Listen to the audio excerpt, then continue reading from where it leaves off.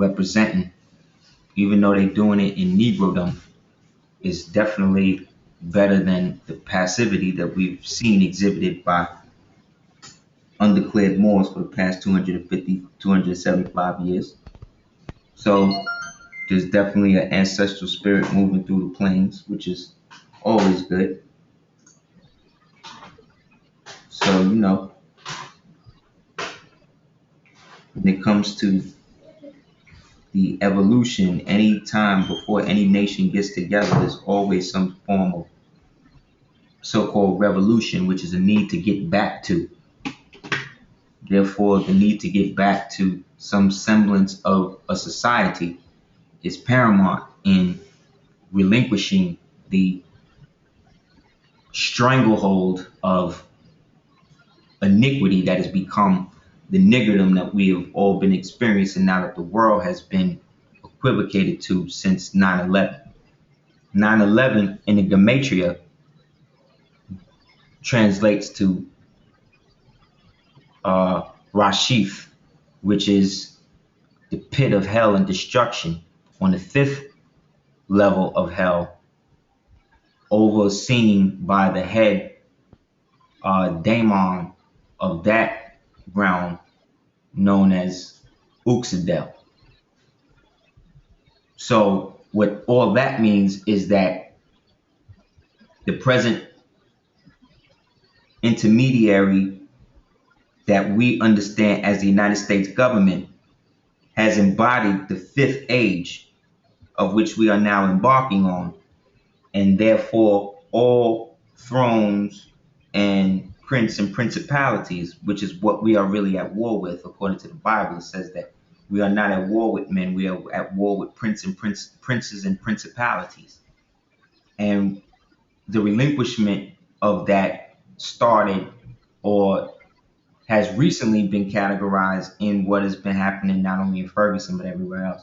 And just for the fact that Ferguson exists that close to where the Dred Scott thing went down, it has to start where it began.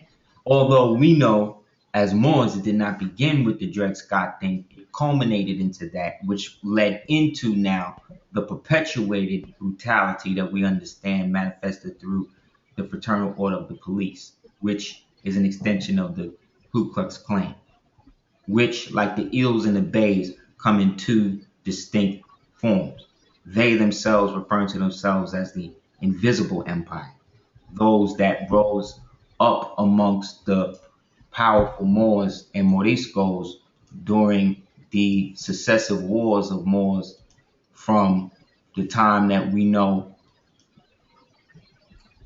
where we were enthroned in our glory. So much so that the rest of humanity was in some ways reduced to being in the shadows or the footsteps of a people that could trace and has traced its lineage back to the creator of this universe that we know as, Earth, or this Earth. You understand? Because we exist in the spiral. So in existing in the spiral means we exist in a perpetual time. And a perpetual time is based upon time immemorial. Therefore, there never was a time, according to the Circle 7, when man was not. Because if there ever was, then that means that there would be an end to the creator. I had a discussion with a dude who turned out to be a Freemason, who was also an American sociologist, what people refer to as what people refer to as what I was gonna say, what people refer to as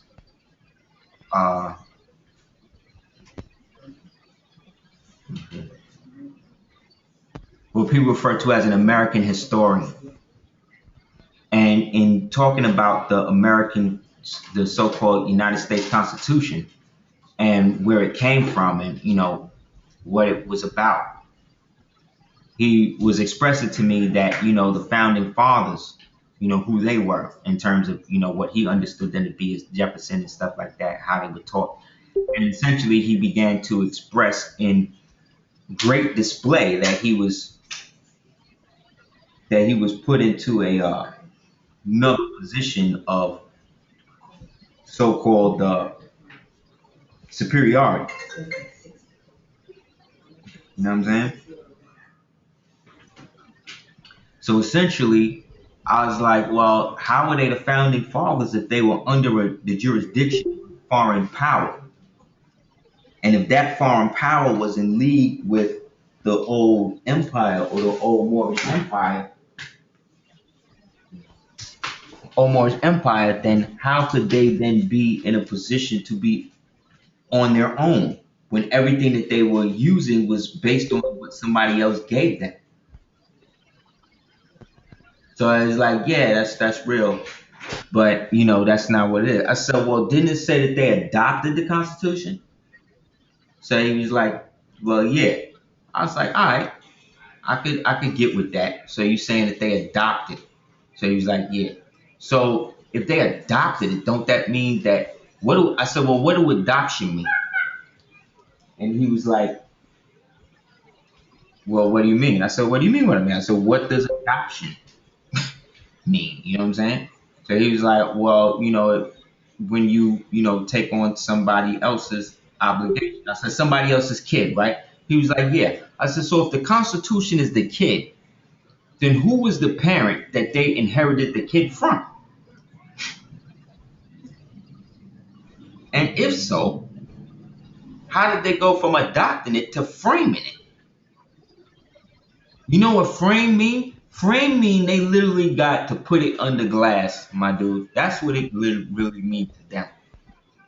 Yeah, it means to make something over and to make it look like something else, but on the basis, I think it's even simpler than that. I think literally we allow them to frame it. You dig what I'm saying? That's how simple I'm starting to think these people's lives are. We be investigating too deep sometimes. We be putting too much extra dextra on it to make it seem like he more intricate than he is, when really a lot of it is simpler. When they say chop down the cherry tree, he chopped down the fence. That's simple. You can understand that. And the cherry tree or the cherry red fez or the bloodline, it makes sense.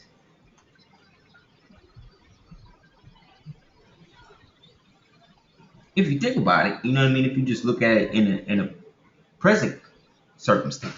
So you as a Moor, you are upsetting the basic balance. What the prophet did was he coalesced the abstraction that was taken out of the mind state of the people from his time on for maybe about 175 years up until him. You understand? Once they or our ancestors was like, okay, we're gonna allow this aspect of it to happen to this group, it destroyed all of them as well. So by the lack of involvement of those other Moors on the other side of the world that was allegedly down with us and all of that, they gave way to their own enslavement. So some said that Moors were the greatest race traders in history. But it's like, how? If they were the ones that were charged with maintaining what was the human race up until that time, to the point that they was putting them in bondage, some of them in bondage, and managing an empire based upon the corruption and the decay of where they were as an imperial people.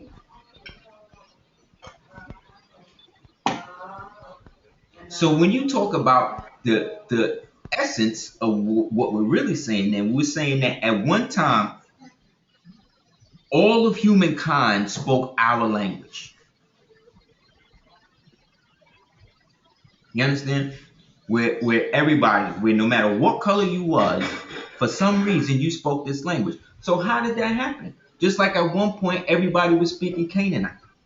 At another point everybody was speaking Latin. How come we don't speak none of that and all that now? We speak English. But when you speak a language, it gives you a mind frame. So in expanding language, of course, you expand aspects of the mind that haven't been used because now you're thinking in the context, in the pH balance of what that language denotes in the palate, which is the tongue, right? Which is the vibratory instrument, which is the only instrument in your body that even in a still point is always moving.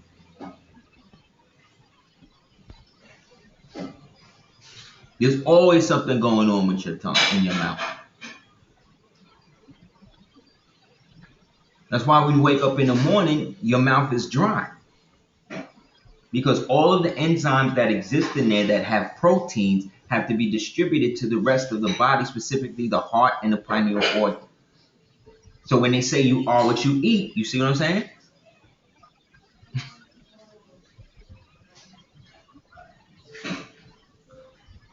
Moorish America. What kind of people do live in South America? The Spanish, the Portuguese, but chiefly the descendants of these European races who have been intermarried with the Indians. Other nations have made lesser contributions. Brazil,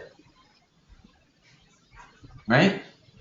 Which only in a few days, by the steamer from West Africa, is 1/3 Negro, the crudest type of Negro on the American hemisphere. There was a strong mark of the Moor upon the Spaniard. The Arabic Moor wrought his customs very deeply into the life of Spain. The Moor of Mexico and Cuba might be called the Moorish American rather than Latin American. The customs, manners, and heart experiences of these people of Latin America are more Moorish than they are Christian, more Muslim than Arabic, than Spanish.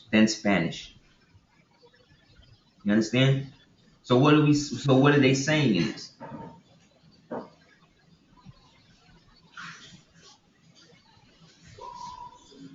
This is an excerpt from a book called World Outlook. The Moor. So when we talk about the Arabic Moor, we're not talking about Arabs. We're talking about the people who predate them that they came in contact with. You dig? So the Moorish American, meaning that before Columbus came here, everybody was fezzed out. It's hard to accept that because we have been imbued with images and doctrine that position other people as being the predominant people. When they did live here, when people like that did live here, but the way in which they live and the way in which they sojourn themselves is not how we have been accustomed to think in our history as Moorish Americans. Now you can have another history, you see what I'm saying, that says something else when you're coming from a different perspective. You understand? You can do that. But it's hard for people to understand that there was a government that was here before the people that was here say that there was. They want you to believe that outside of white European men and women, outside of that, the only people who were here were those blacks that those white people owned and those so-called wild Indians who were somewhat red-skinned but had white features.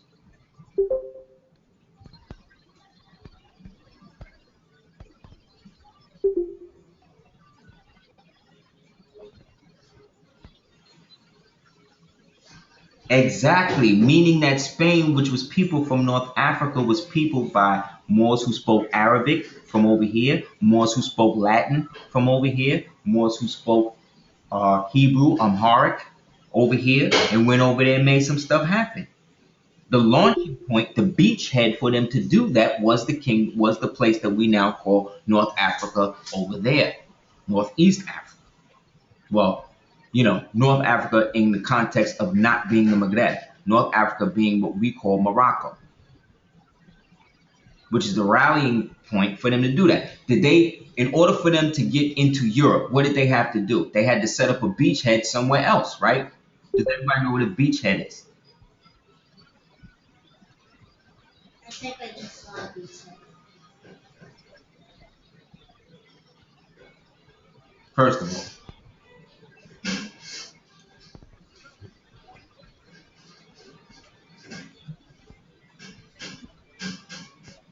okay,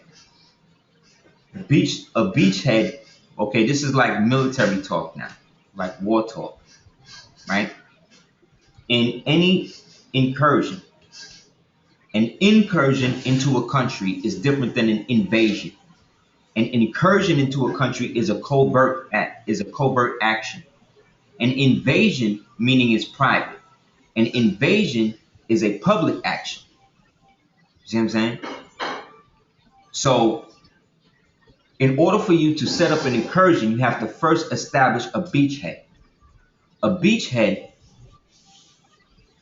is a place that may be close to the place that you want to eventually invade, that you can set up a supply line through a, a HQ to begin intel.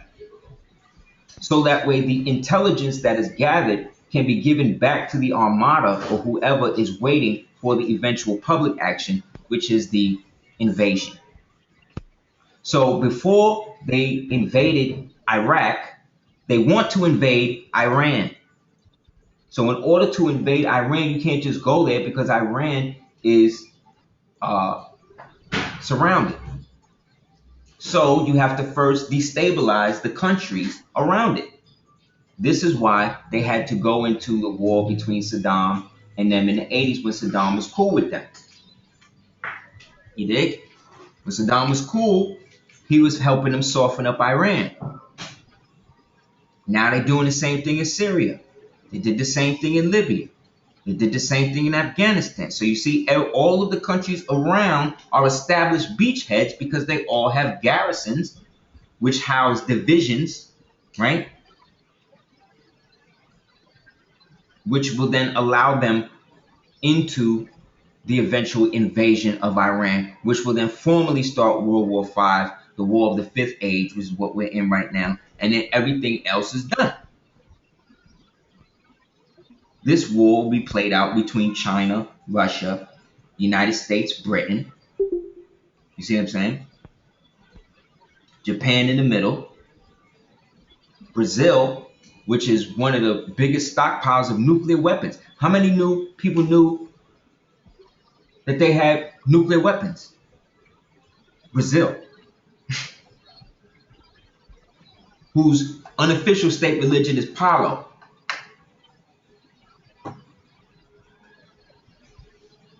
They sacrifice 10, 15 of their children a week out there. You think it's bad here for black youth? And that government is basically run by black people, but they black white people. See what I'm saying? They're what you call it? They're doing the color thing.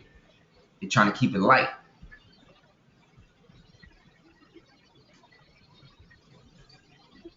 So if they want to start the race war, if they want to eventually invade America, right, they have to establish the beachhead. So where is the beachhead right now in America?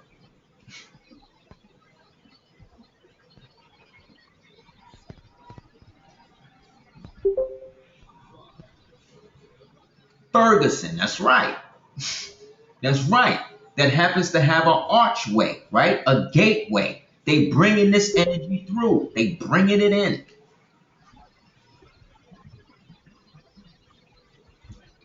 These are the Moors of the Pocahontas period.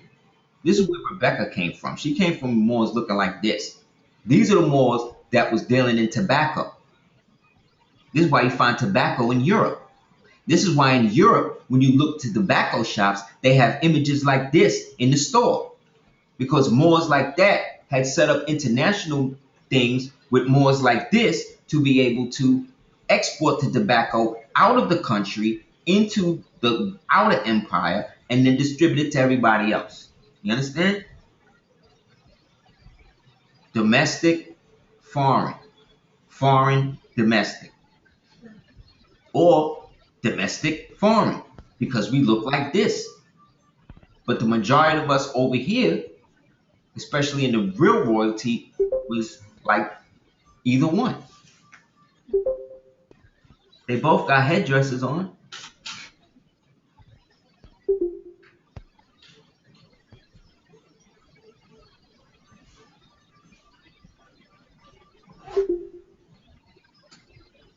Go to the beach and let me meet you out there instead of walking around.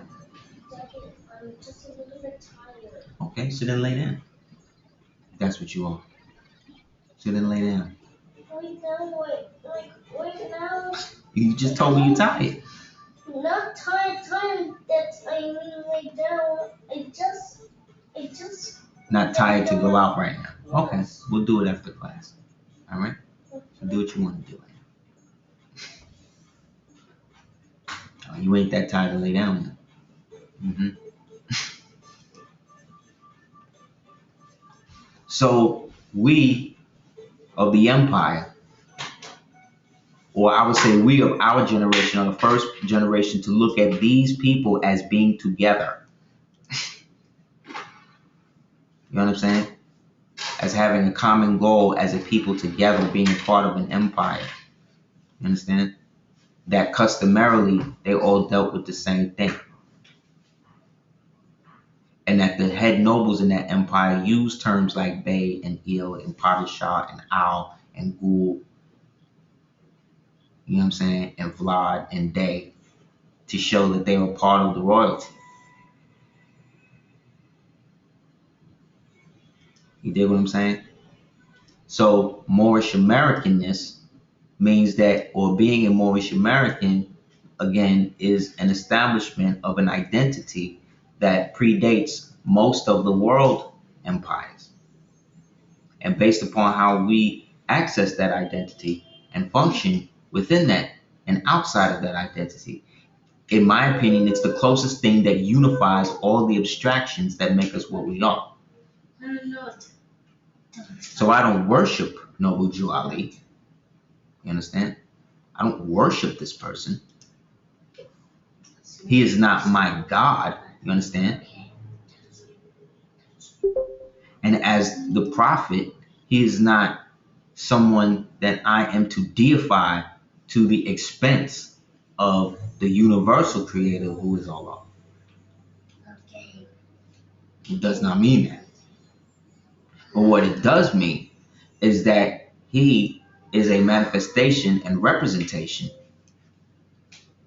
see what I'm saying, of our people at a specific point in time that unified the abstraction that brought Hiram back to life at a time when most so-called sober-minded Negroes were totally under the spell of a whole different thing. And it had only been like that from the time of the terrorist organization that cemented this lie into the fabric of the American strata. And once the lie was firmly established, that's when the federal government needed to come in and look like the hero and sanction them and then create a system of segregation and voluntary slavery for Moors, the descendants of the empire, to bring themselves through the 14th Amendment through what is called segregation or civil rights. Because it says in the Constitution, again, that involuntary slavery is against the law, but except when it comes to a crime or punishable in prison or something like that. Yeah, therefore, voluntary slavery is totally permitted. Therefore, if the term Negro, Black, and colored that you are coming into this society into is established to the point where they say that they do not have to respect you, end quote, where they don't have to acknowledge you as a living being, and you come into a country that tells you that that's basically how they're looking at you, then in that, you fall under the association of that. And altogether unfit to associate with the white race, either in social or political relations, and so far inferior that they had no rights that the white man was bound to respect. The blacks, the Negroes, the Moors who denationalized themselves, the ones who put themselves outside the American system, or the Moorish American system, or the ancient empire, by embracing the customs of wild Europe and amalgamating with these people who wasn't above their position, who were lower than their position, in order to produce a scion of a different type of Moor that was actually going to be more aberrant than the last, due to their rejection of their own culture, nationality, and pretense. Halle Berry went and got a forensic scientist to examine the follicle of her child's hair to show and prove that her Nazi father is bleaching her hair, and that the judge decreed that the hair needed to be as long and as in its natural state as she is a child of a so-called black woman. Now, I didn't even know Halle Berry was black. I thought she stopped being black when she did Monsters Ball, when she was with that Nazi that set in motion that whole Angelina Jolie Brad Pitt thing, where they started capturing kids from different nationalities and tooling them up to be the fake new royalty to compete with your national Eels and Bay kids. You understand? She then took the white man to court to get the white man to allow her child to be in her natural state.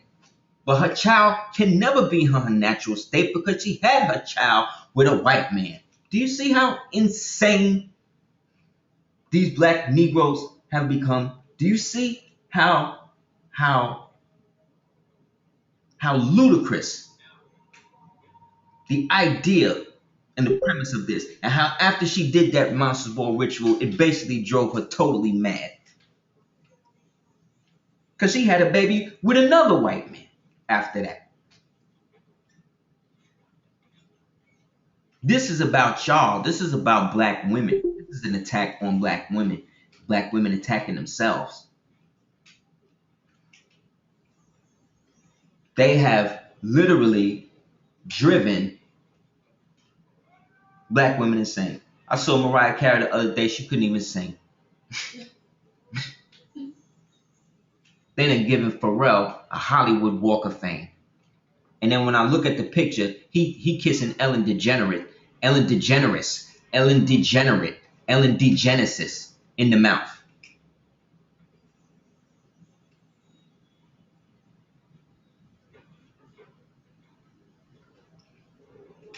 This is how sick these people are. And these are the role models for Negro children.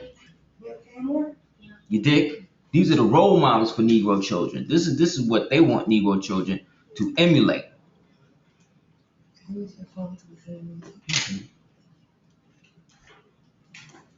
This is Stan from Gravity Falls. If you got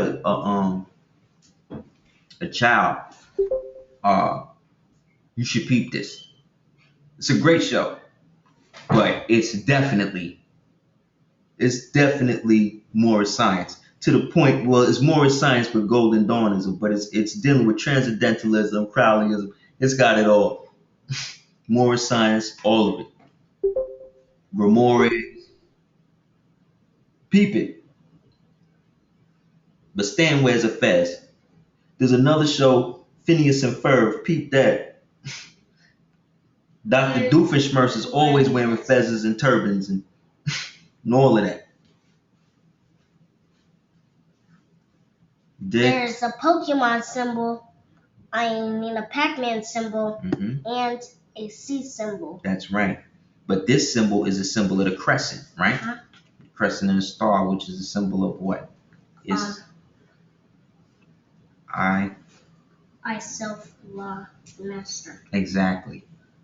So he got Islam on one, and he got Pac-Man on the other. But this is also, if you put a, let me get that. Hold on. Just see what I mean.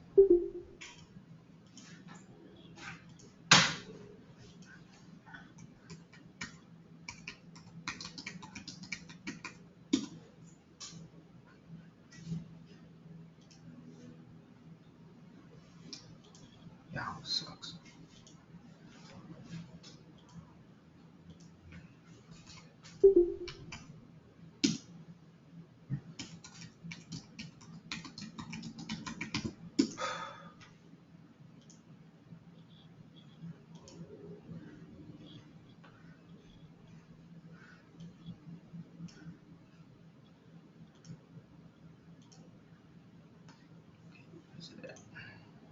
That's a lot of those. Hold up, guys. Let me get this.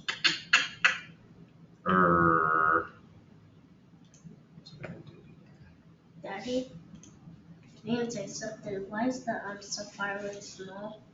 Because I got things open. Oh. A lot of things? Enough.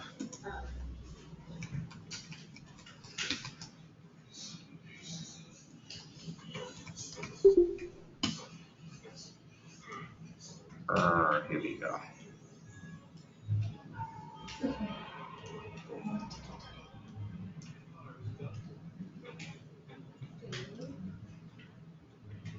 So because they dealing with this with the youth, this is the way that they are giving and preparing their youth to deal with us.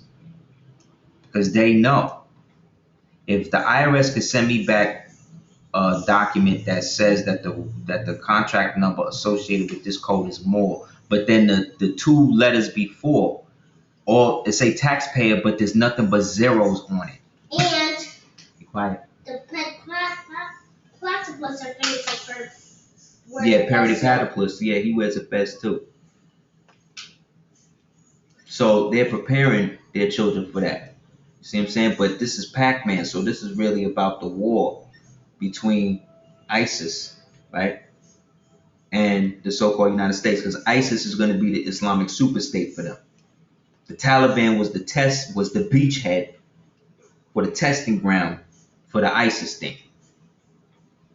So when it comes to dealing with Muslims, the only people that have the right to really put it in play and put it in context is the Muslims when it comes to the real underground, because all the Freemasons have been sacrificing Muslims in the form of the Moors for all these years, but have been emulating us based upon what we started over here.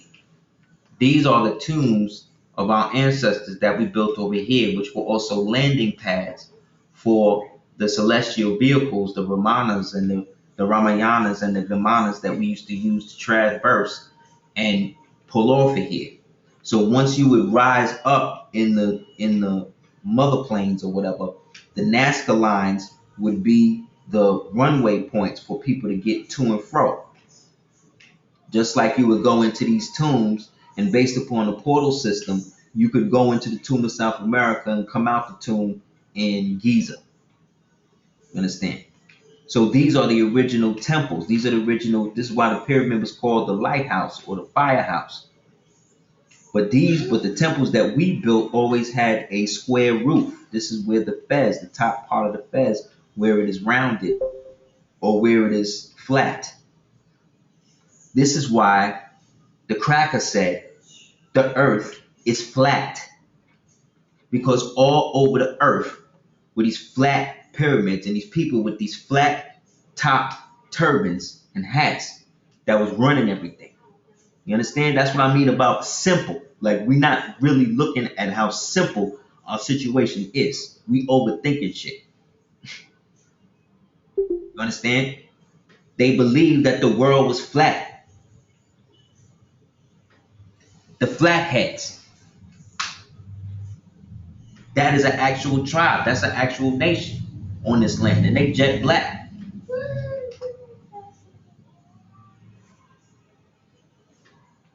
And like I said, we was running stuff to the point that we was all over the world. Don't you? Isn't a place that you stay called a flat? And we was running stuff to such a point that people could not move on. When you puncture your tire, what's that called?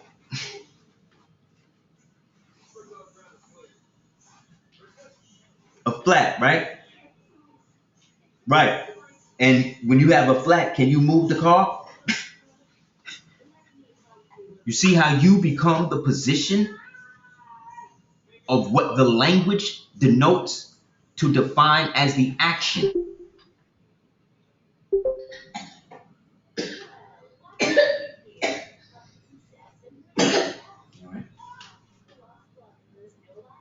See, they inside. These niggas was inside. You see this right here? This basically means that they was not inside what we think.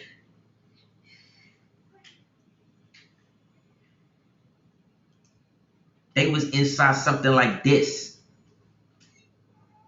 which means they was over here.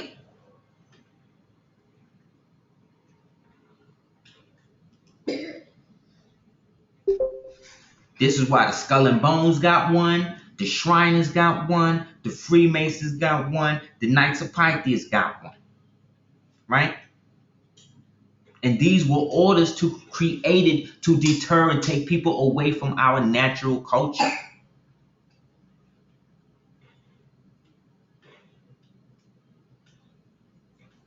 I like the fence so much. My cousins got flat tops. That's real. That's real, more. That's a quote. You should post that on Facebook. That's real. Trademark it first. Yeah, more. This is how they wrote. This is what I'm saying. You so deep in the fabric of shit, you think you're not there.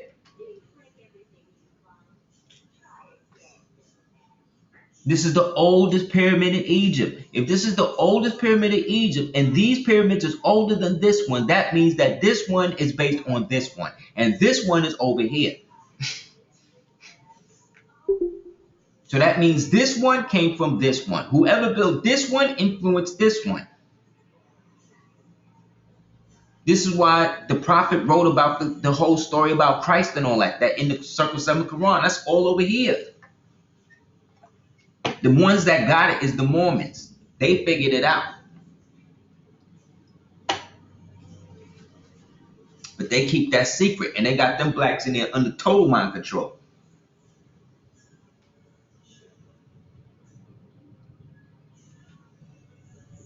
Exactly.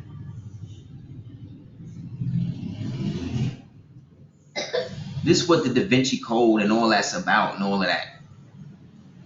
The Edge of Darkness was the second movie I done seen with the pyramid in France, something being buried under it. That means there's going to be a third one. Because people ain't catching it. The pyramid in France is a represent to us over here. The original Uaxitan.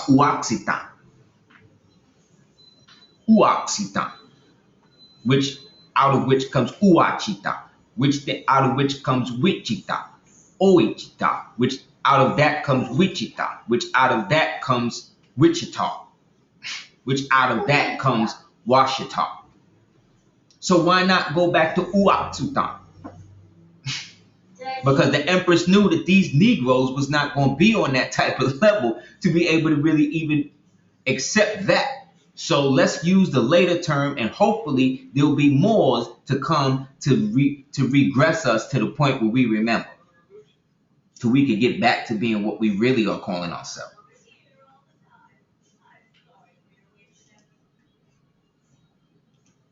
So as a Moorish American, right, as Moors, we have a history post-prophet, pre-prophet, post-prophet. You know what I'm saying? Prophet is like the demarcation line in the empire, in us reawakening to the fact that it's there. So he is not to be worshipped. He never said he was God. He never said whatever. Most he said was celebrate Christmas on my birthday. Why? Moses is like, oh, see, he being a tyrant. He ruling. He trying to tell people. No, because that would establish him then as a postmaster and establish a customary system that is outside of the United States. Because when you mail it to him, you're mailing it from the perspective of somebody who is sending something out in a religious custom, which is then establishing history through the mail, which then established a perpetual understanding that these people do this around this time, and this is the person that they recognize as the one that helped them do it. Which means then they have an organized function, an organized way of dealing with things.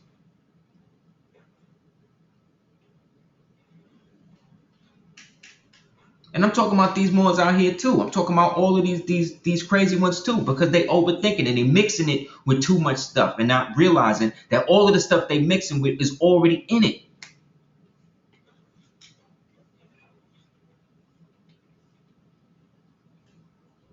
I know gods that could bust down a 120 to me to the nth degree. I know Moors that could bust down a circle 7 adepts that could do it to the 200th degree.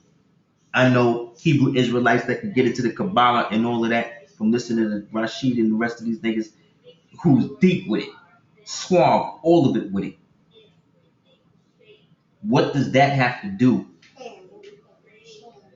with us and your inheritance, man? How are you using that magic to imbue yourself the energy to be able to do this? And what is the legal or lawful acumen that you're using to do that? Because no war is just fought on the battlefield. I'm sorry. While these niggas is out here protesting and doing all the crazy shit they doing, somebody's writing about it. Somebody's taking pictures of it. Somebody's writing songs about it. That's what I'm finna do. I'm finna do a whole series of paintings based on this whole shit.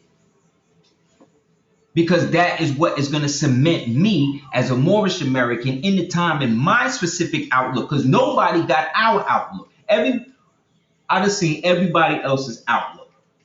But the Moorish American outlook is something that is only now being brought to the real forefront. And when I say that, I'm talking about us. I'm not even talking about the out there. I'm talking about the Moors that's like us somewhere in a computer, in a library, doing whatever, that's going counterculture to what the other Negro Moors is doing. These is the new Moors that the prophet was talking about. They tell the old Moors to sit in the back. You need to look up Miles Monroe's last speech. This dude named Miles Monroe. Look him up. He said he had a dream where he was at a funeral for a track star. And the track star looked old though, and he was in the casket holding on to the baton. And as it was thousands of people walking past the casket and looking down at him in the thing, and he woke up and realized what the dream was about. He said in the dream, it was him. It wasn't him. It was the person in the casket represented the old leadership of so-called the black world, who are holding on to the baton and don't want to bring the next generation of people up that's actually going to do it. They'll support niggas that's going to do it the way they did it. And when I say do it like they did it, in a way that's not challenging or expanding upon what they did, that's going to keep it exactly how it is. They'll support a nigga like that, but they will support somebody that's trying to totally revolutionize the whole thing. You see, that's different. The prophet never said the divine constitution is the only. How many amendments they done had to the Constitution? Mad at them, right? Our Constitution been the same. That's fine. But once a government is formally established, that becomes the basis of whatever agreement then we build on. So that's not going to be the end of it. That's the foundation of it. Like their Constitution is that, our Constitution is what it is. And it's mad simple. And yet it addresses almost everything that's there. Because what it does is it protects you from being recognized as a Negro. That's what it do. Your divine constitution protects you from being regarded as a Negro. Even if they try to flip it on you, by using the aspect of the Constitution as a divine law of the land, it is a foreign law, a customary law that has been imbued in the fabric, again, of the United States that says that we have the right to have our own views, right? Don't all the proclamations say that? We got the right to have our own views, our own customs, our own ways of life that have nothing to do with the United States. That's what I read. You read the same thing. That's what they're saying.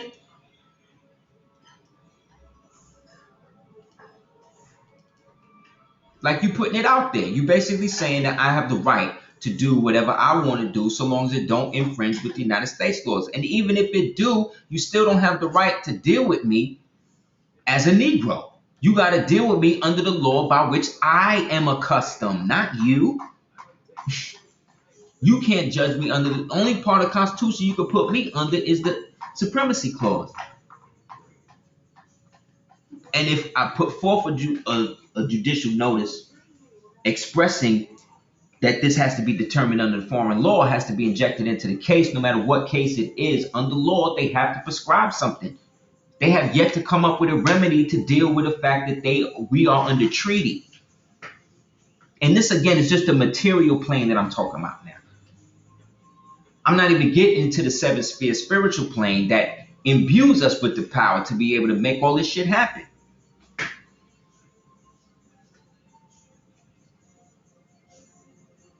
I got state ID with my fez and my turban and all that in my wallet, but whenever ideas is called for, I show them the passport card with the temple card. So I've established myself, regardless to who or what constitution or what I'm dealing with, because I'm dealing through the central authority by which I'm supposed to. That's the Department of State. So if I'm a foreign official, any foreign official, delegate, diplomat has to register with the Department of State if they're going to be in the land, right? Right? For what means? For protection. So that way they are not imbued under a false circumstance, right? That's what I mean.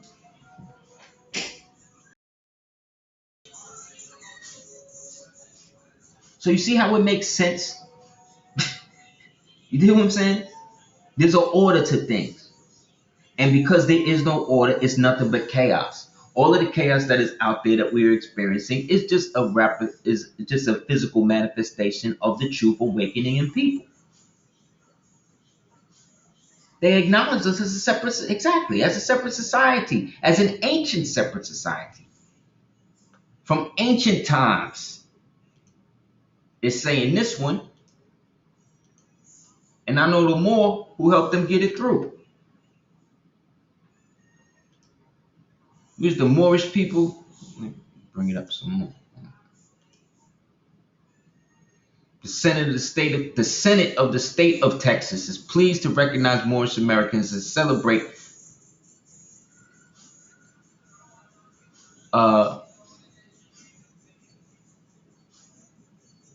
their heritage in the summer of 2014. That's this year. Moorish Americans are the descendants of an ancient people, and trace their roots to the historic realms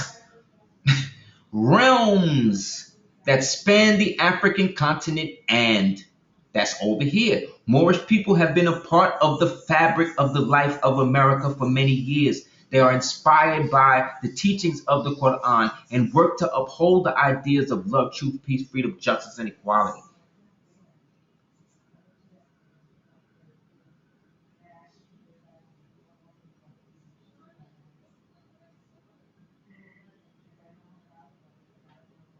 Throughout its history, the United States has been made stronger by the contributions of peoples and nationalities from around the world, and Moorish Americans are an integral part of the American melting pot.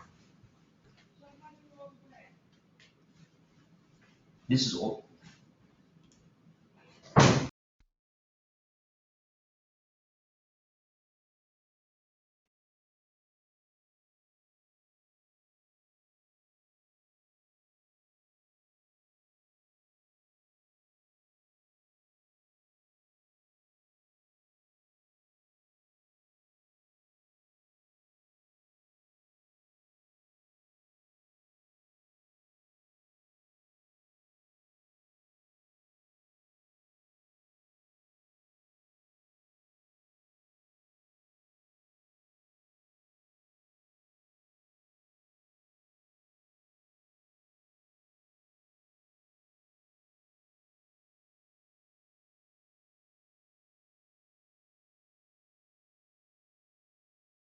That's right.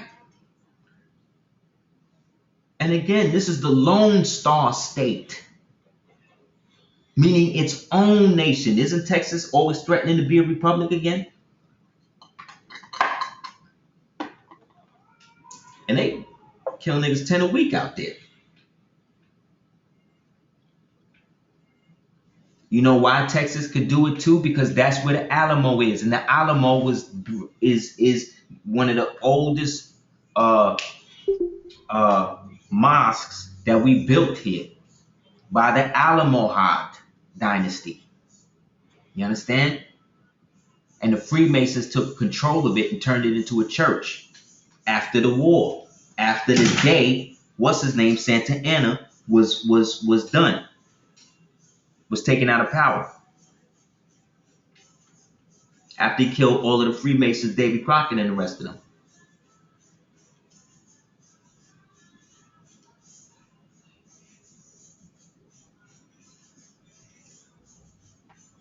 So that's what I'm trying to say. All of these different things that's going on is based upon the fact that we are at a point in history where black people have to realize that they have made themselves voluntary slaves of the same government that they're fighting against by declaring themselves to be something else. You fight under the wrong name. Why would you sue McDonald's if Burger King was the one that cut your wages? That don't make no sense. If your name is Todd, why are you trying to sue under the name Greg? That's a false identity. You dig what I'm saying? That's a false identity, man. It's not real. And so you have to be punished for that because you are dishonoring your mother and father. Therefore, your days can't be long on the land that the Lord thy God giveth thee, because you've given that land up because you've assumed another man's name. And these laws were so integral in our history that we fell victim to it spiritually. So that means that there had to be physically. So that means prior to all of this going down, there was a spiritual. There had to be something happening in the higher dimensions for us to physically manifest it as what it became. There had to be.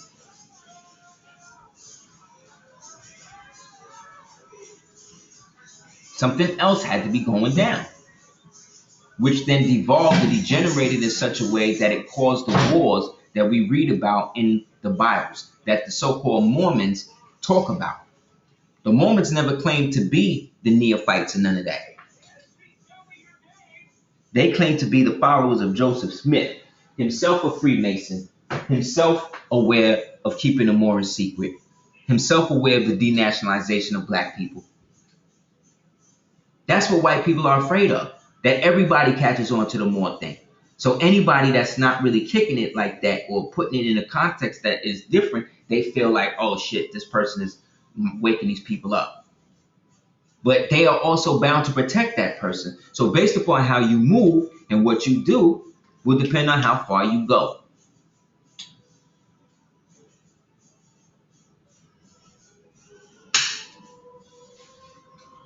These were the wars that were being fought amongst us over here. When you read the Clock of Destiny, matter of fact, you read it.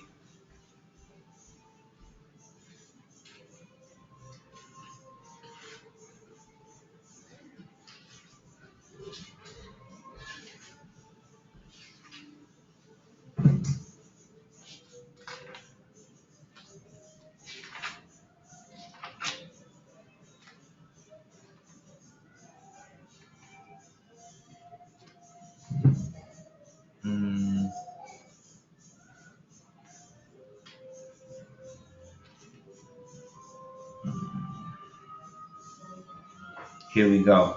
There was over 379 years of intermittent conflict that went all from North Alaska to Chile, which resulted in the destruction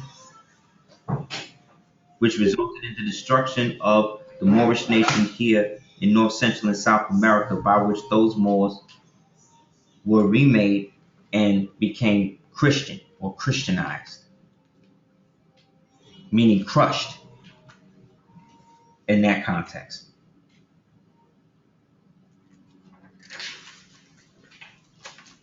Do me a favor, go in there and get the monocle for me.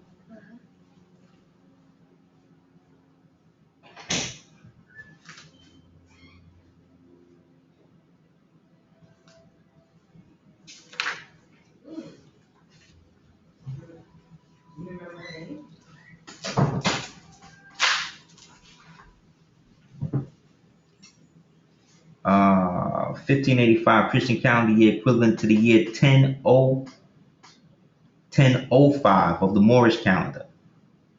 right? That era which resulted in the destruction of the Moorish fleet or fort at the Gulf of Mexico in the land of flowers, known today as Florida, also Andalusia, the island of Isabella, which is now known today as Cuba. In 1646 Christian calendar year, equivalent to 1066 the Moorish calendar year. So you see the difference in time, the time variable. You know what I'm saying? The era onward with rush of vandalism, which is the burning of the Moorish cities and destroying everything else in the category of Moorish culture and design. The Christian educators have taught those that aforementioned events have happened in England and Europe across the Atlantic Ocean, involving the destruction of the Spanish Armada. Well, during that era, the island of Albine had not been named England. Therefore, they could not have been English nation on that island, namely Albine. That island was under the rulership of the Muslims. Not only that island, but the whole entire chain of land known today as Europe.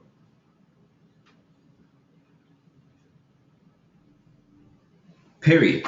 So what we're seeing this in the Book of Mormon is basically a story. When we read the Book of Kings and all of that, these are the stories of a lot of the old empires that existed over here and over there that fell into this time or element of conflict that resulted into that. Think about it. How does one time move into the next? Meaning, for instance, let me get a visual example of what I'm talking about.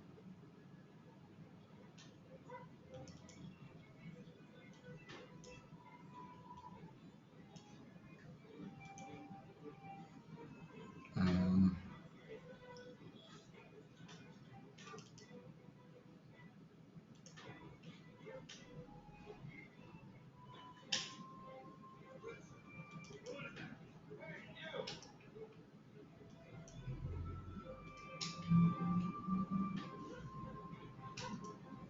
mm,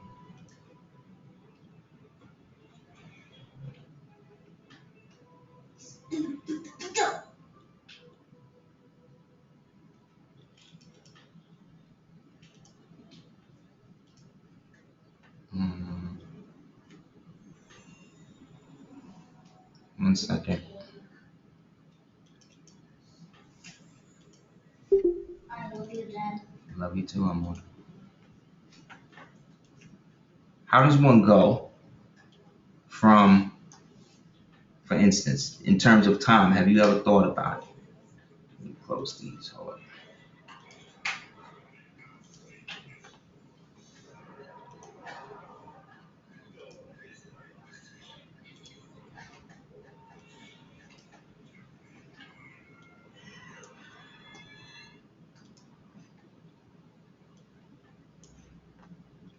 Mm.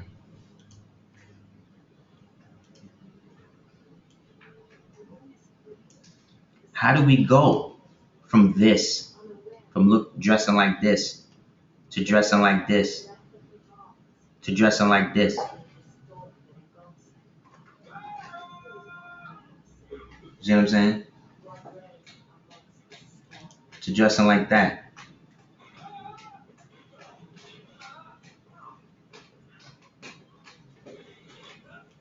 to dressing like that, to looking like that, to that.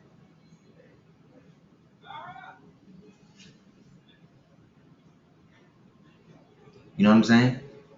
Like how these are all people. These are the same people. We're the same people. It's just that the vibration based upon the time changes the physical material world of the outlook. Therefore, the physicality of things change, but they're still significantly the same. They all got burnouses on. They all got headdresses on. They all in white. This might as well be a picture of Obatala. I got images, seen statues of Obatala look just like this. This is how the Mahdi used to dress. Because we are the family of the prophet. But if the prophet was really Hammurabi Bey, then that means we're coming from a time when before.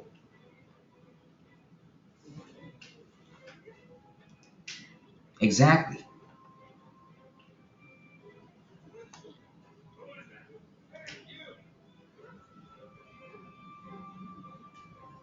these are not Africans. This is what they're called in the books that we read them today. Because prior to Roots, you didn't really know nothing about slavery. The slavery that you heard about growing up, them 85 years of chattel slavery, was the first generation that was so brutalized for them to perpetually forget. That's why it was so harsh. We grew up in an era of basic tranquility compared to that. But they had to be that brutal. But they want us to believe that this is all the white man's doing. That this is all him. He's the devil, no doubt. I don't never stray away from that. Yeah, he's the devil, but he's the devil of his nature as God of being devil. So I'm not going to try to out devil the devil. I'm going to be God. I'm not going to be a super villain. I'm going to be a superhero. I might be cool with a super villain though, so long as he don't try to do none of that to me or hurt too many people that I know or love. But I still got to let him do him. Unless it gets to a point where it's affecting us, the empire. We lost sight of that by not reconvening at the last Continental Congress, leaving it in sine die, which means no set time to return. That's when we went wrong. We should have set a date to come back, because once they did that, that's when the war and all of that of 1812 went down, and they burned it down. So all the original records of how America looked, all of that was Moorish. Still is. They didn't burn all of it. They're not that stupid. You see? But they did enough, burnt enough, and killed enough killed enough real Moors for the fake Negroes to walk around here thinking they something else. How do we go from, so while we looking like this on the international scope to hold down the empire, we also looking like this on the domestic scope.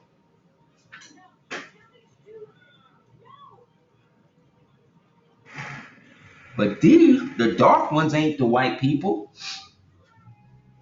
The white people the white Indians based all of them off of this. But when I say white, I'm talking about WIGHT white. A ghost, an apparition. This ain't no white baby. You dig what I'm saying? But Indians don't look like this no more, because Indian was the first word that they used to denationalize the Moors, to make them feel, these Moors feel that they was different than these Moors. Then the Negroes was the ones that fell under the jurisdiction. See what I'm saying? The niggas. They was the one who fell under the jurisdiction of the people. Of them people. The Negroes. Then the Africans were the Moors that was imported from outside of the imperial of the Maghreb. The Moors from the east. From the northeast and southeast.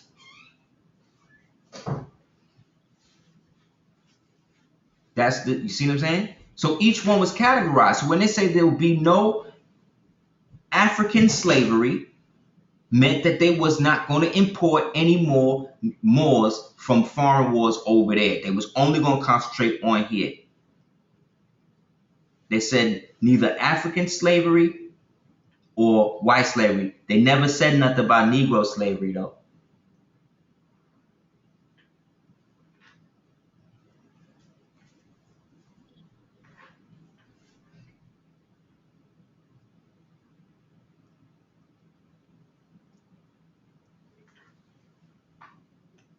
These are all black people. You see them where these go. This nigga right here look like Haile Selassie. Look at the Moor back here. That's supposed to be Simon Bolivar, another Moor. But again, you got a lot of them playing both sides, man. That's Machu Picchu in the back.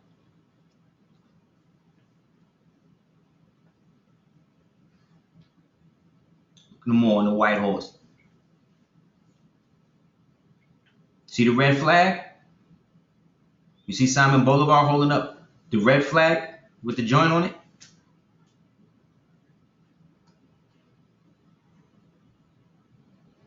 Then they got the red, gold, and green right here.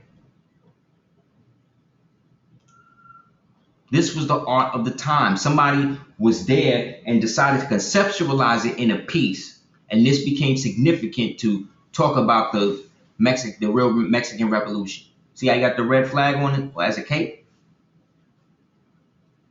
So again, as an artist, it's my job to do the same thing now. Against him. Sell it to some rich whitey or whoever they want for the time, and then use that money to support the family and support the revolution.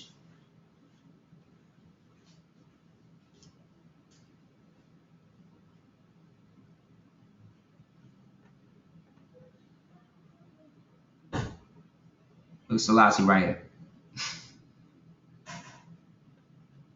You see the two Moriscos, the two mulattoes? See? In the cut though. You see how they in the cut to the side? But you see all the Moors back here? Here go Machu Picchu back here. Then you got all the Moors with him. And the conquered Morisco, conquered conquistador at the bottom, meaning that we're conquering Rome, right? Here goes Simon Bolivar, the Moor. Exactly, because these is the Europeans. So we talking about Europeans, you talking about light-skinned niggas that came over here and was using Moorish indentured servants as well as mostly white male and female indentured servants to run their colony. They worked with the Moriscos, who represented the Spanish, who had more dealings with us. But we was in league with the British. Because George was our cousin.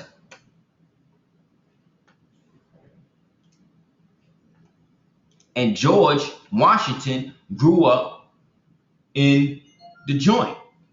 He grew up in the plantation owned by the Baron, the Camerons. On the DVD I did, Occult History of George Washington, I go into that more in depth.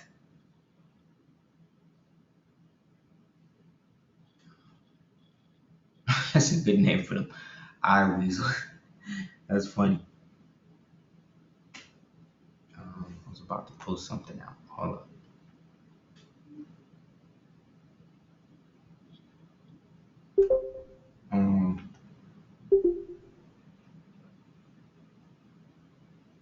So in that, death being the afterlife is really life in disguise. It's just a part of it that you ain't experienced yet. But happiness was life right before you was born. Like true happiness, eternal happiness, you had that right before you was born. You ain't know what it was like to not be happy. Once you got physically born, that's when everything got switched up on you. You know what I'm saying?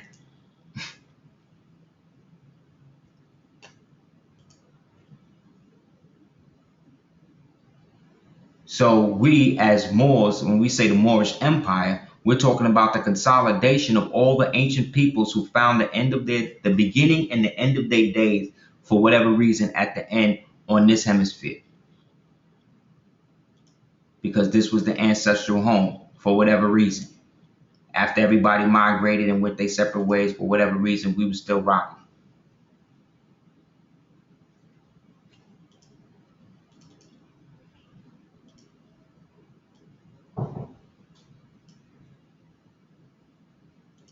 This is what they had on, was flipping on Negroes. And then 1692, no slave shall play games or be disorderly in Sabbath and pain of whipping. This is us whipping them. 1702, act of regulating slaves. Any slave who strikes a Christian man or woman shall be jailed 14 days and receive corporal punishment. Masters may punish their slaves, however, if they choose, short of the loss of limb or life. No free white or black person may entertain another man's slave. See that? So what's a free white person? No free white or black person. Meaning black, meaning that you was a Moor. Black person meaning you was a Moor. Because if you was a black person, doesn't that, based on what that says, doesn't that supposed to denote that you were a slave? I thought black people were slaves. But this says no free white or black person. And we know that a free white person, again, is somebody of Moorish descent, right? According to Black's Law Dictionary. Punishment is 40 lashes on the naked back. No slave can give evidence in court except against another slave. Baptizing a slave will not result in release from slavery. Look at that.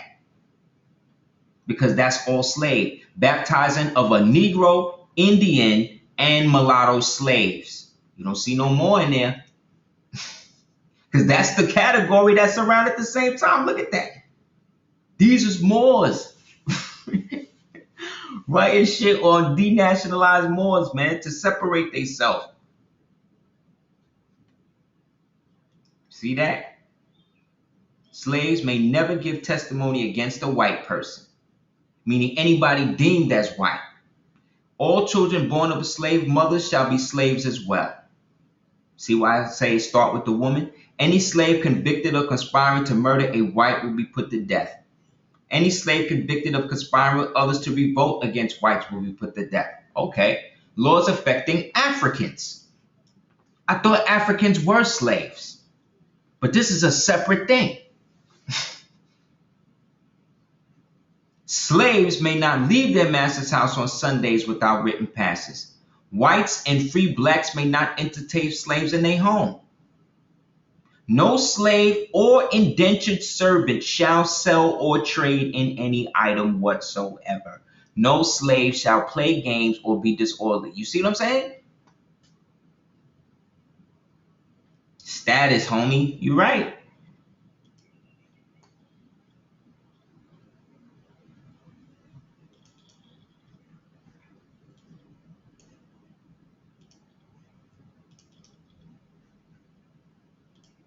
But again, slave is a national term. Slave means Slovenian. So these people were not slaves.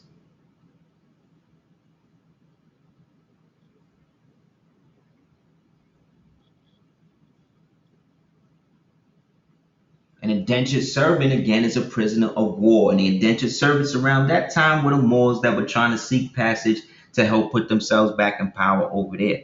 And they was coming over here to hook up with their relatives and go back to the simpler ways of life. But over here now was the colony situation, the business of Albion that was centered in England, which at that time was the colony, not the country, because the country of Albion at that time was in league with us through the position of our relationship to the royal family.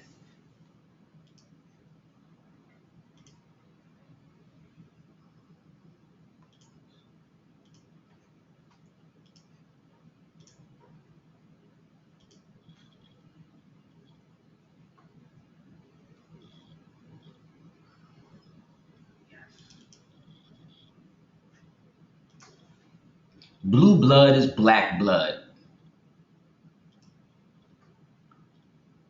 1100 to 1848. The Suriname blue blood is black blood. The museum are based on the historical research of Egmont Comfried, and the state of Europe was ruled by a brown and black complexioned noble bourgeoisie native elite, which oppressed the whites. The Third Estate.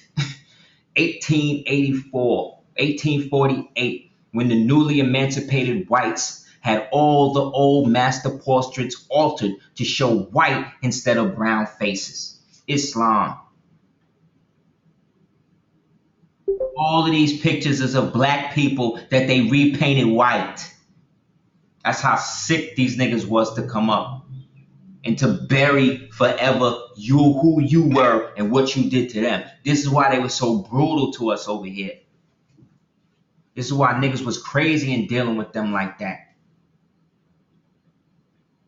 The theory codified sets out proof that the controversies around the hatred against blacks since 1760 are the result of the fact that European whites were once ruled despotically and oppressed by blacks, who also brought with them civilization. These blacks were the hybrids of European blue-blooded nobility.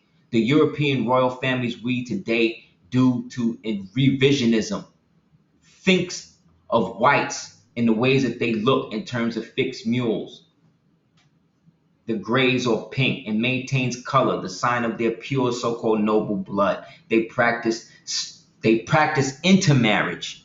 This system of society can be, which system has also benefited the non-noble European blacks who were given opportunities to study and were given high positions. All the great names that belong to black and colored group of Europe during the period can also be found defined as black civilization. The word edel, noble, means true. So the European richly consisted itself upon the true Europeans. That's why when the prophet said the European came in, he seen the Moors up and down, because the Moors was Europeans too. So when your DNA test where it says European DNA, they talking about the nobility of Europe, my dude. And this is the proof, man.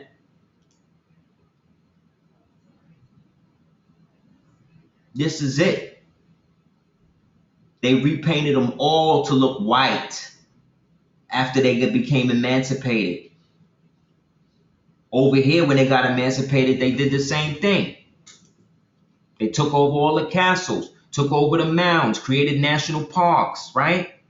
All for the preservation of the true national Americana, right?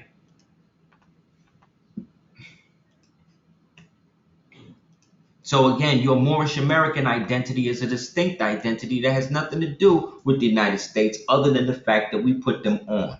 So because we have treaties and things to protect us, we always have the right of a determining factor when it comes to the law by which we are tried, because we are part and parcel of a government according to our divine constitution. Therefore, as emissaries and members of this government that we have formally established on earth as it is in heaven, we have the right, according to all the proclamations out there, to do what we will.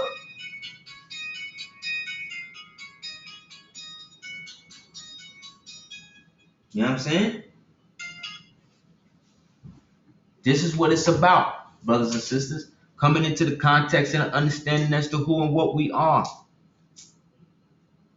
Without any of that, these ain't Indians. These was Moors that was renamed Indians due to the fact that they had relatives from the Indus, as well as they were from the Indi. They were also Indo-Europeans, independent individuals, indigenous, involved with the American strata, with a nation and a clan, Eels and Bays, who had international treaties and still do. So when they said, oh, you got Indian in your family, that was them saying we got more in our family.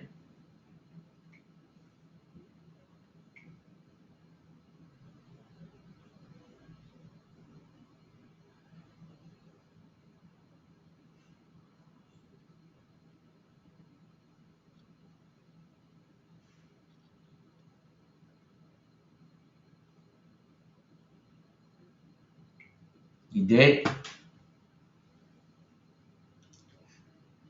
It's us. We are the nobility. And now that the nobility of Europe has abdicated the throne, remember that? Talked about that. So that means the only de jure royalty is the indigenous people. The only people who can be from America or be Americans are the Moors. And that's what the Negroes is waking up to now. Having an empire.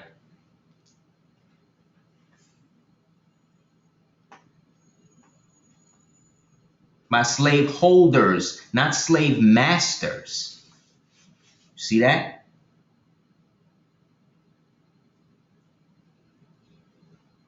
So now that it has come to pass that we are doing what we're supposed to do, I can't get them right now. I'm about to close out. I'll get them when I finish.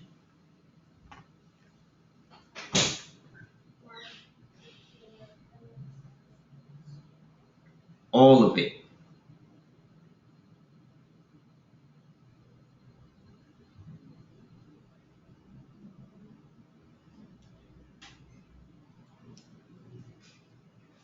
That's what we did. The Moors enslaved everybody.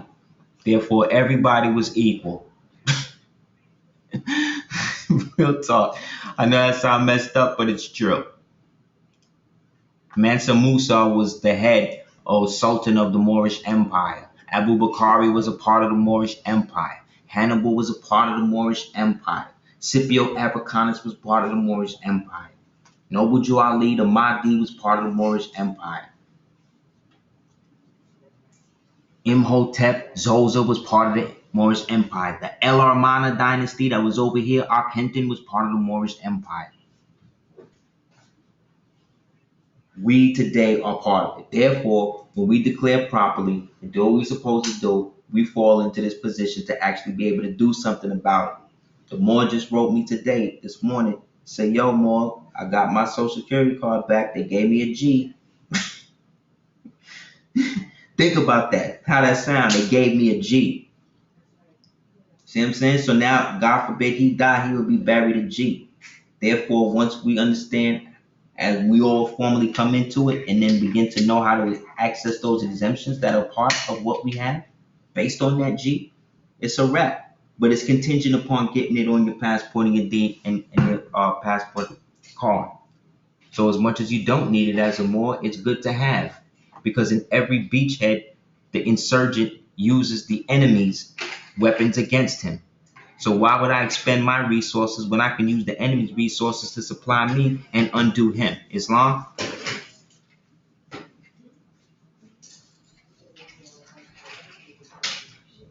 Anybody have any questions?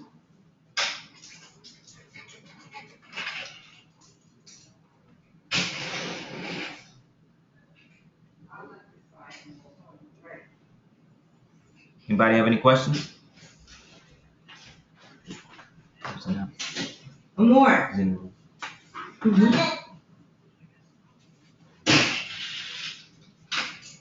Peace, man.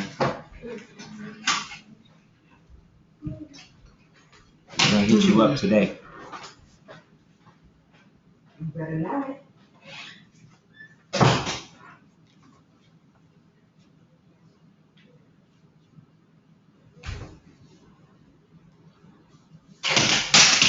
Exactly. Just hit them one by one. Let them know.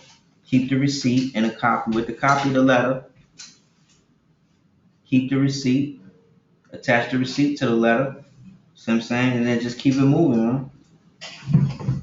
Let everybody know. This way everybody's on notice.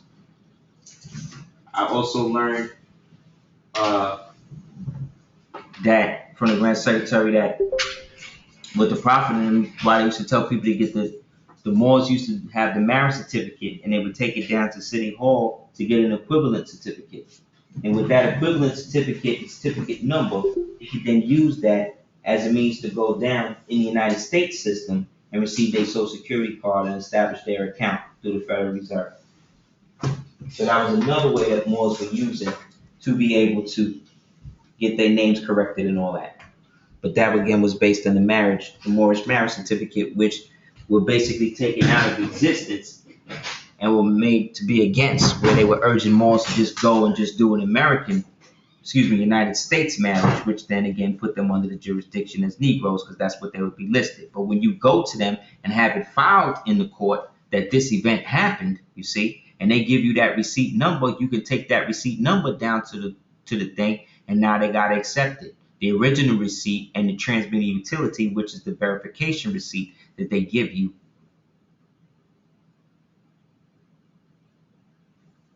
Exactly, as a public record. Boom, there you go.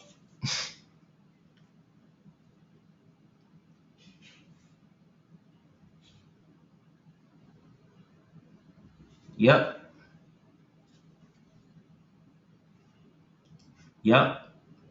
And again, this promotes unions.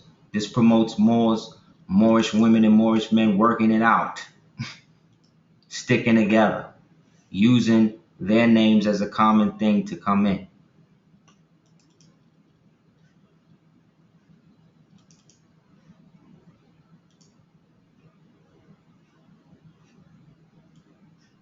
So as Moors today, in terms of, how we position ourselves and what we're striving to do on an international level, is based upon us all getting domestically right.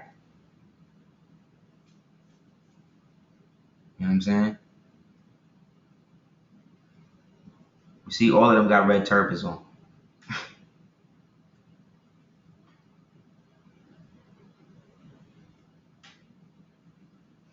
this is a Negro, then how is the Negro walking with a gun? Ask yourself that. How is the Negro, who's supposed to be a slave in America, walking around with a fez on and a gun, with two niggas behind him with a fez on and a gun? Ask yourself that. How? So that means this ain't no slave, because you don't give no slave no gun, do you? Look at these people. Where's the white man whipping them? Where they bringing the white man? Where the white people at?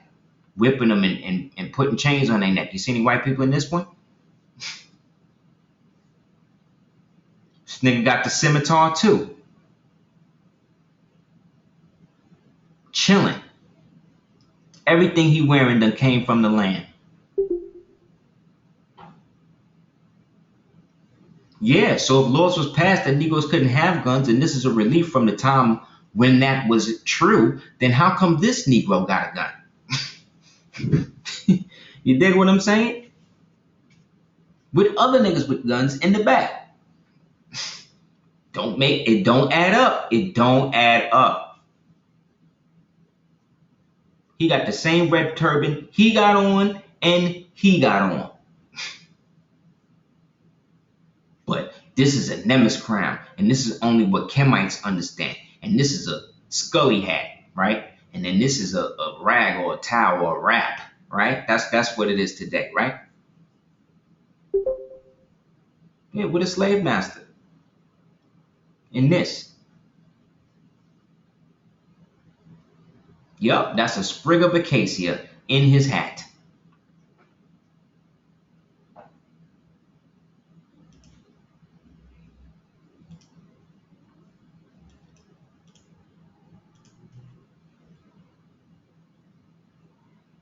Islam.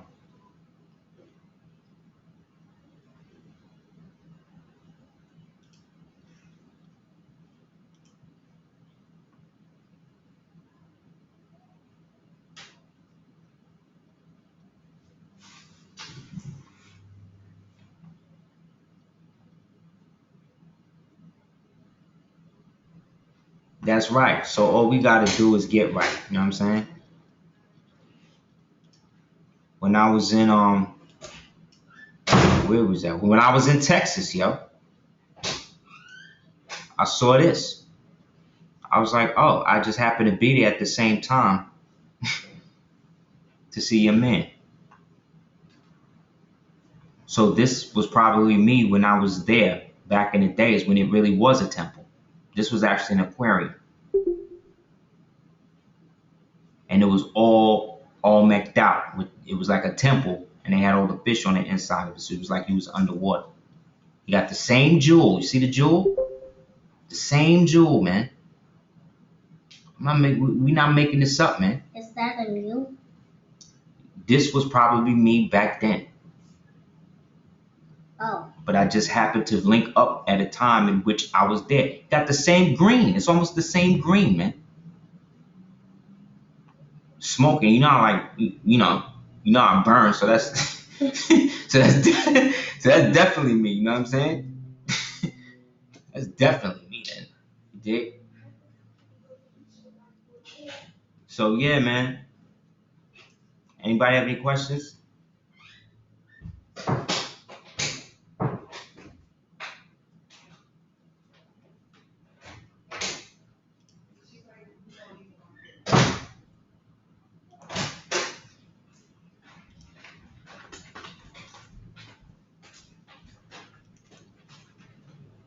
See what I'm saying? That's great.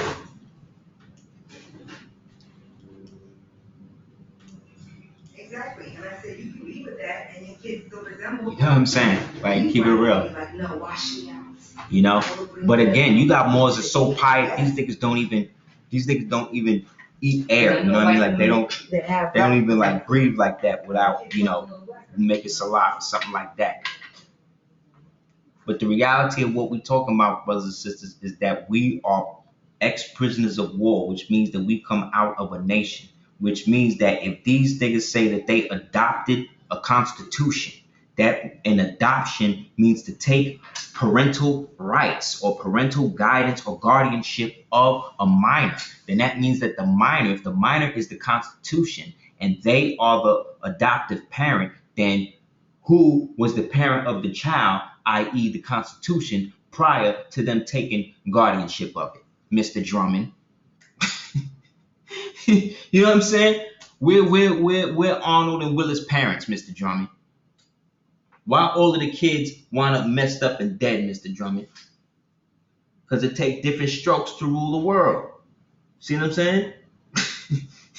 Like on some real shit. On some real symbolic, simple shit. Like that's what I'm saying. Let's not lose our common sense because we're ethereal, metaphysical beings that can get deep. In the end, I think the framer thing was literally that. They just framed it. We just gave it to them and they put it under glass, made the frame and said, boom, we'll be the framers and we will adopt this for ourselves. And in the process of that, after the treaty peace of friendship was signed and they started fighting with us and all that intermittent conflict that we was dealing with, that I showed you, that we was dealing with each other all up and down, from Alaska to Chile, those 379 years, which also correspond to the 379 years of Barbary slavery of the entire human race in the aspect of the decaying Atlantean, Lemurian, Mauryan, Fomorian, ancient Moorish empire, as it now had to be turned into the amalgamated Franciscan empire of amalgamated Attorney Moors, who then turned it over to the corporatized artificial being, i.e. white people, who are now being ushered out as we are now taking the fifth age, as we are now coming in fully into the fifth age. So as the people of the 5 on the left, 2 on the right, it's only right that we all manifest what we're supposed to individually so that way collectively as a government we can move forward and have a way out if need be to be able to come back and repopulate and fall under the protection of the same devil that's shooting these niggas. Islam. Yeah, remember the fish that Arnold had? The fish that Arnold had that he named Abraham, the breed of fish is called a Moor. A black Moor or a Moor. Moor. Yes, that's the name of the type of fish that this character had. Islam. What we're going to start to do with Superhaven Radio, we're going to start to do it just like this. Instead of it being on Blog Talk, all of the old episodes we'll keep, you know what I'm saying? But we're going to start to do Superhaven Radio the same way I do the class. So that way every week, everybody could tune in or whatever. I'm going to tape it during like a Monday and a Friday. And Monday and Friday it'll be up. Everybody subscribe. That'll be dope. And that way I'm out of that dead-end relationship with Blog Talk and everybody get what they need. And we don't bang on these people. And now it becomes a more visual medium as opposed to just being auditory. Exactly, from the Iroquois Confederacy. And it says the government-to-government relationship between the Iroquois Confederacy. Then it goes on to speak of the Indian nations. Then it goes on to speak of the Indian tribes.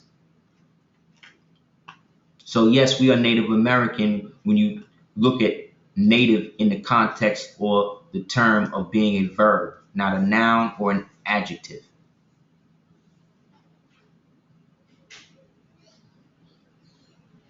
So we are the rebirth of it, man.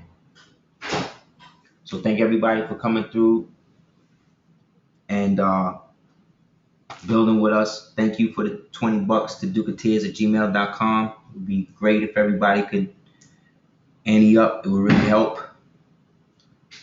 And I really appreciate the fact that we've gotten to a point where you have things like more TV coming out of places like England and stuff that's actually showing and proving what it is we're building on. We're white people as the face of it. That's actually better for us. So they're going to come out with this movie, Exodus, Gods of Egypt, and it's going to be a retelling of the whole thing, and they're going to get into what really happened with Moses. The way that Moses parted the Red Sea, again, what are you doing? I'm teaching, man. Just chill.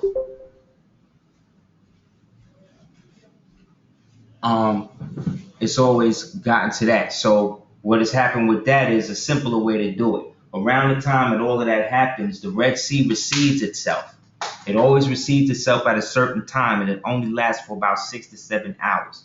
This can be marked, or was marked by Moses in the context of that, based upon the ephemeris and all of the astrology that the Moors was dealing with back then.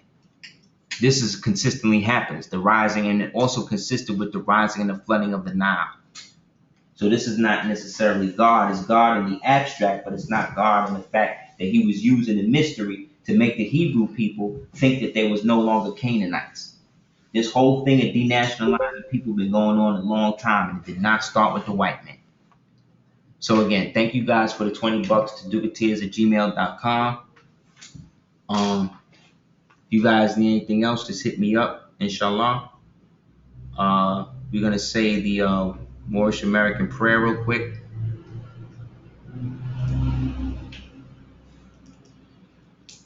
Just bear with me.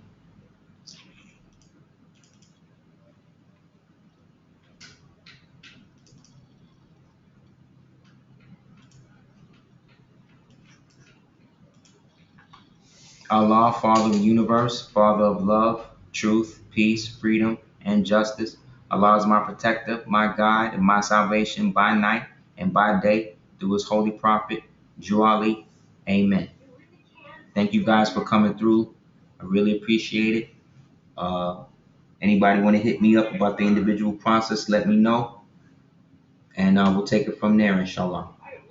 Long live the fighters. Long live Eric Brown, Eric Garner, all of the honored dead. You know what I'm saying? That these devils consistently want to put in the ground, but don't realize that we're about to really, or things are really about to get to a point where it's about to be shown and proved who and what is here and what the time for us to do is. This is interesting. I want to show you real quick. Y'all seen this? Funny thing is that the dude who did it name was Rogers, right?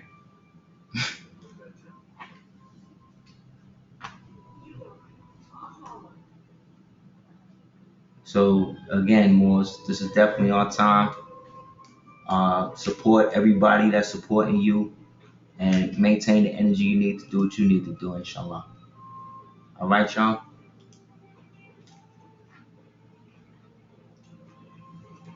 Again, oh yeah, Selena again said, please come through, man. She don't want to be a bill collector. We don't want to start sending bills, receipts to people and all that. We didn't get into it for that. So you honor your end, we'll honor ours, inshallah. So until Wednesday and Monday night, look out for Monday night. We're gonna post the joint as the first installment of Super Heru. Alright? Peace.